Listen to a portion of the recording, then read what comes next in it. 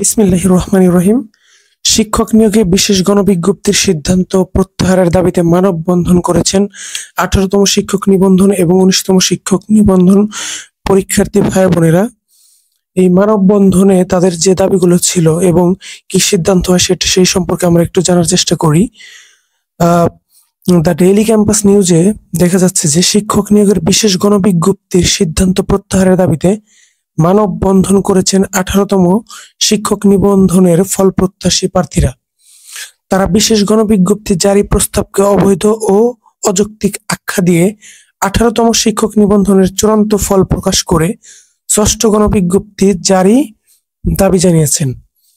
বুধবার 11 সেপ্টেম্বর ঢাকা বিশ্ববিদ্যালয়ের রাজু ভাস্কর্যের সামনে মানববন্ধন করে এই দাবি জানান 18তম শিক্ষক নিবন্ধনের ফল প্রত্যাশী প্রার্থীরা। এই মানববন্ধনে 18তম শিক্ষক নিবন্ধন পরীক্ষার ফল প্রত্যাশীদের পক্ষে বক্তব্য রাখেন সাদিক, মিলন, মুন্না সহ আরো অনেকে। তারা বলেন, বেসরকারি শিক্ষক নিবন্ধন ও প্রত্যয়ন কর্তৃপক্ষ 1 থেকে 12তম মেয়াদ উত্তীর্ণ সনদধারী এবং 35 ঊর্ধ্ব লোকদের নিয়োগের জন্য যে বিশেষ গণবিজ্ঞপ্তি অযৌক্তিক প্রস্তাব করে তা প্রত্যাহারের দাবি জানাচ্ছি। 18তম শিক্ষক নিবন্ধন প্রার্থীদের সার্কুলার চলমান রেখে আরেকটি গণবিজ্ঞপ্তি সুপারিশ করা সম্পূর্ণ অবৈধ এবং এনটিআরসিএ এর আইনের বিরোধী। প্রার্থীরা খুব দ্রুত 18তমদের লিখিত পরীক্ষার ফলাফল প্রকাশ করে মৌখিক পরীক্ষা সম্পন্ন করে ষষ্ঠ গণবিজ্ঞপ্তি প্রকাশ করে নিয়োগ প্রক্রিয়া সম্পন্ন করার দাবি জানায়। বিশেষ গণবিজ্ঞপ্তি চান না 18তম শিক্ষক নিবন্ধনের ফল প্রত্যাশীরা। প্রার্থীরা আরো বলেন, তরুণ সমাজকে উপেক্ষা করে যদি কোনো বিজ্ঞপ্তি দেয় তাহলে 5 আগস্টের কথা স্মরণ করতে হবে।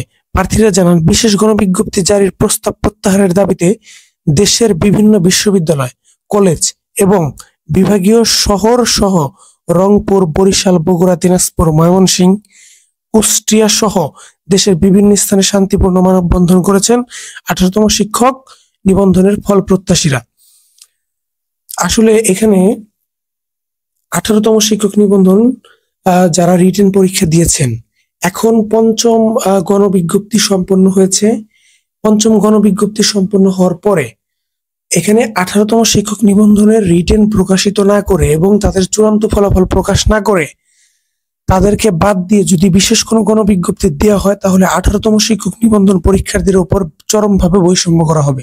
যে বৈষম্যের জন্য 5ই আগস্ট স্বাধীনতা অর্জন করেছে আন্দোলন করে, সে বৈষম্য কিন্তু আবার শুরু হয়ে যাবে। এই জন্য আমি আমার ইউটিউব চ্যানেলের পক্ষ থেকে এই যে গণবিজ্ঞপ্তি এটার আমি তীব্র প্রতিবাদ জানাচ্ছি এবং 18তম শিক্ষক নিবন্ধন ধারী যারা আছেন তাদের ফল চূড়ান্ত ভাবে প্রকাশ করে তাদেরকে ষষ্ঠ গণবিজ্ঞপ্তি দেওয়ার আহ্বান জানাচ্ছি। ধন্যবাদ সবাইকে, ভালো থাকবেন। আসসালামু আলাইকুম।